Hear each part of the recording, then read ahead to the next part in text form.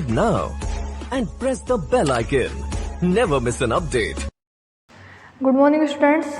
आज हम जो ASDP सेकेंड ईयर में नेक्स्ट कंटिन्यू करते हैं, जो हमारा टॉपिक है वेटनरी मेडिसिन, उसमें जो आगे के जो टॉपिक्स रह गए थे, टर्मिनोलॉजीज रह गई थी, तो उनके बारे में पढ़ेंगे।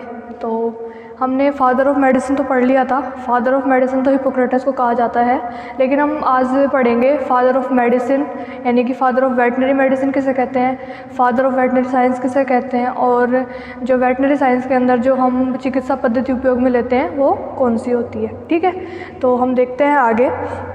जो फादर ऑफ वेटनरी मेडिसिन है वो है Renatus Vegetius. Father of veterinary medicine का जो नाम है वो है Renatus Vegetius.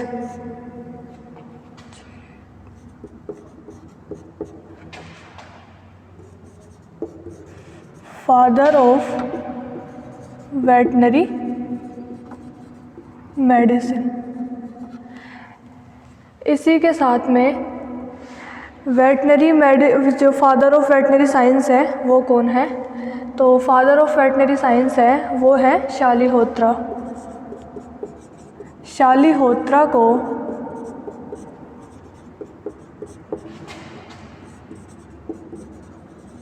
Father of veterinary science कहा जाता है। इसी के साथ जो वेटनरी जो फील्ड है, इसमें वेटनरी के अंदर जो चिकित्सा पद्धति हम काम में लेते हैं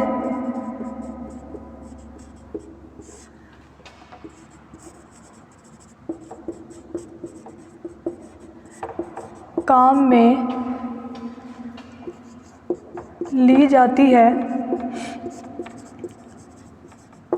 वो है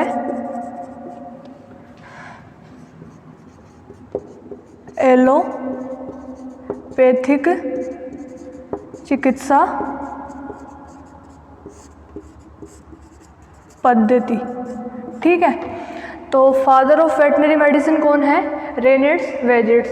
और जो फादर ऑफ वेटनरी साइंस किसको कहा जाता है, शालिहोत्रा को कहा जाता है। और वेटनरी मेडिसिन के अंदर जो हम चिकित्सा पद्धति काम में लेते हैं वो है एलोपैथिक चिकित्सा पद्धति। हमने पढ़ लिया था वेटनरी के अंदर कि जो वेटनरी के अंदर क्लिनिकली वेटनरी और प्रिवेंटिव। क्लिनिकल के अंदर तो क्या होता है, जिनका हम सिस्टम से संबंधित चीज़ों का अध्ययन करते हैं। उसी के अनुसार प्रिवेंटिव होता है, उसके अंदर हम संक्रामक रोगों का इलाज करते हैं, जिनका नियंत्रण हम टीकाकरण के द्वारा करते हैं। ठीक है, तो नेक्स्ट हम पढ़ेंगे स्टूडेंट्स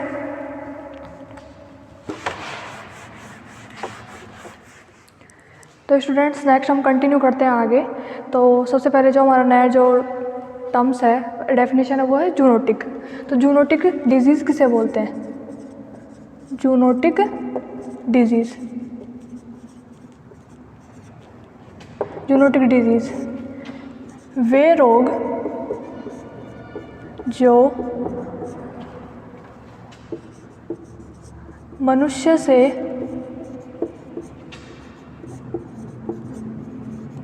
पशुओं में तथा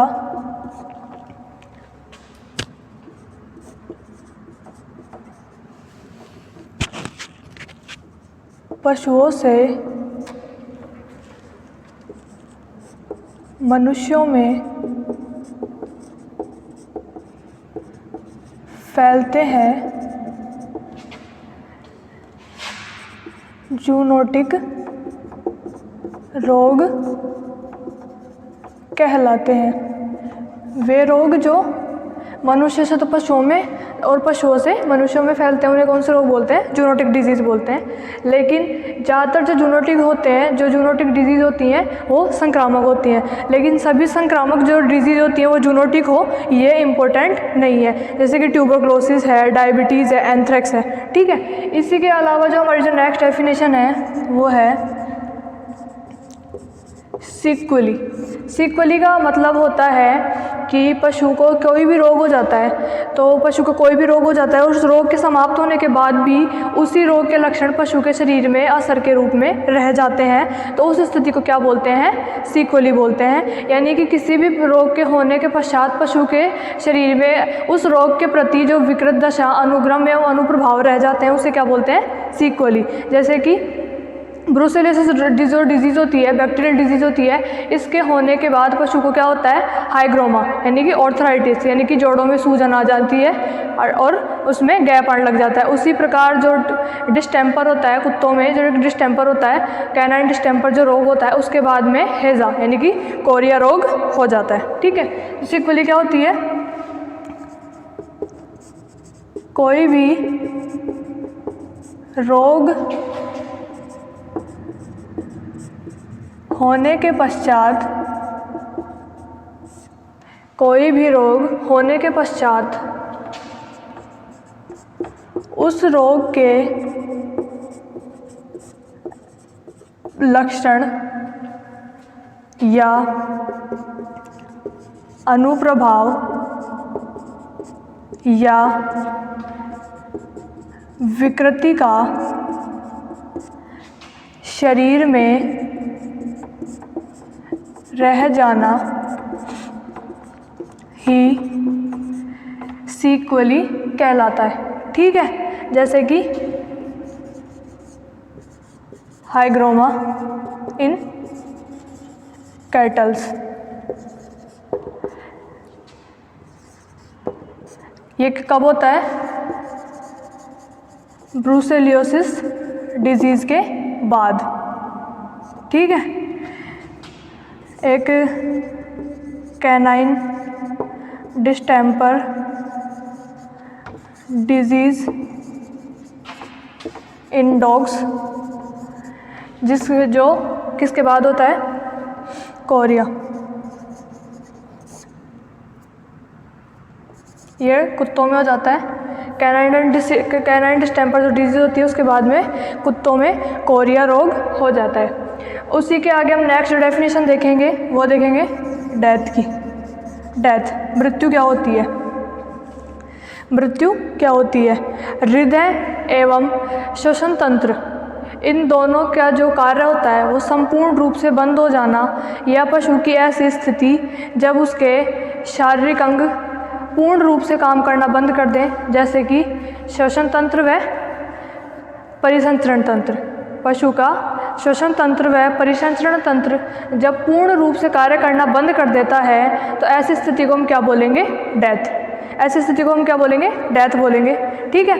तो आज हमारी जो कुछ जो डेफिनेशंस थी वो हो गई। इसी के आगे हम देखें तो रोगों का जो प्रभाव होता है शरीर पर, वो किस आधार पर होता है? तो पशुओं पर जो रोग होते हैं वो दो प्रकार से होते हैं प्रभाव के आधार पर। एक तो होते हैं लोकलाइज्ड और दूसरे होते हैं जनरल।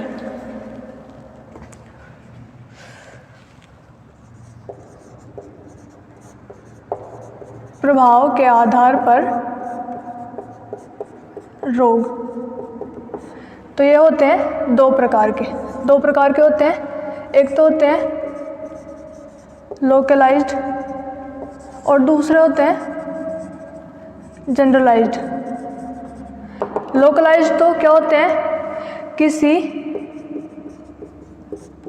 विशेष अंग या भाग पर कोई रोग होना, यानी कि लोकलाइज्ड डिजीज़ वो रोग जो किसी पशु के किसी विशेष अंग या किसी विशेष भाग पर हो रहा है, किसी एक ही स्थान पर हो रहा है, तो वो कौन सा होगा? लोकलाइज्ड होगा। तो जिसका एग्जांपल जैसे कि एब्सिस, किसी एक जगह पे ही तो होता है, इसमें पशु को पूरा शरीर थोड़ी काम में आता है। ठीक है। उसी के आधार पर जनरलाइज्ड रोग जिसके अंदर पूरे शरीर पर होने वाला रोग, अर्थात वह स्थिति जब पूरा शरीर उस रोग से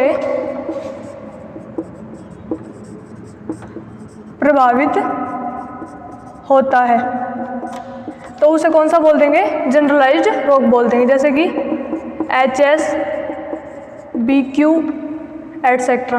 ठीक है, इसी के साथ हम नेक्स्ट अब कंटिन्यू करेंगे स्टूडेंट्स आगे।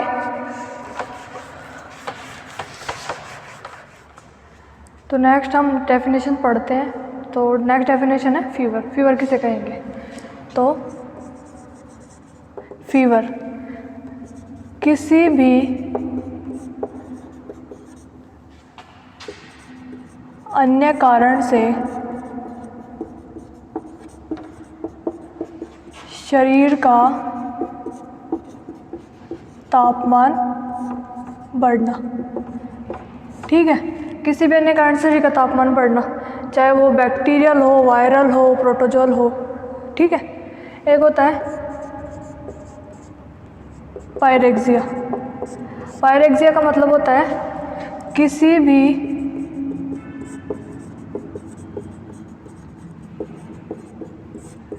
संक्रमण की वजह से या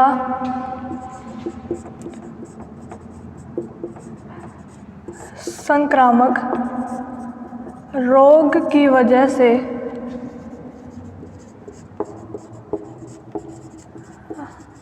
बॉडी टेम्परेचर का बढ़ना क्या कहलाता है, पायरेक्सिया कहलाता है। ठीक है, नेक्स्ट आता है फीवर के प्रकार। तो फीवर के जो प्रकार हैं वो 5 प्रकार के दे रखे हैं। एक तो है simple fever, irregular fever, intermittent fever, static fever and undulant fever. ठीक है, तो ये सब हम फीवर हम जानते हैं ये कौन कौन से होते हैं। तो सिंपल फीवर तो क्या होता है, जो 24 घंटे का जो हमारा जो तापमान होता है उस सामान्य तापमान में 2 डिग्री फ़ारेनहाइट तापमान अधिक होना। 24 आवर घंटे जो हमारा जो तापमान होता है उसमें जो 2 डिग्री फ़ारेनहाइट तापमान अधिक होता है उसे क्या बोलते हैं, सिंपल फीवर कहते हैं। और इस ये जो होता किस वजह से है, स्ट्रेस की वजह से। ठीक है, एक होता है इरेगुलर फीवर जिसका कोई निश्चित समय नहीं होता, निश्चित नहीं होता, आता है जाता है, कोई जरूरी वो नहीं है। एक होता है इंटरमीडिएट फीवर, इसमें क्या होता है 24 घंटे में कई बार अचानक टेम्परेचर बढ़ जाता है। ठीक है, एक होता है स्टैटिक फीवर। स्टैटिक फीवर का भी कोई निश्चित होता नहीं है, इसमें तापमान तो बढ़ जाएगा और नाड़ी दर घट जाएगी। स्टैटिक फीवर में क्या होता है, टेम्परेचर तो हाई एंड पल्स रेट लो हो जाती है। ठीक है, पल्स रेट लो हो जाती है। उसी के आधार पर एक होता है अंडुलेट फीवर, अनियमित बुखार।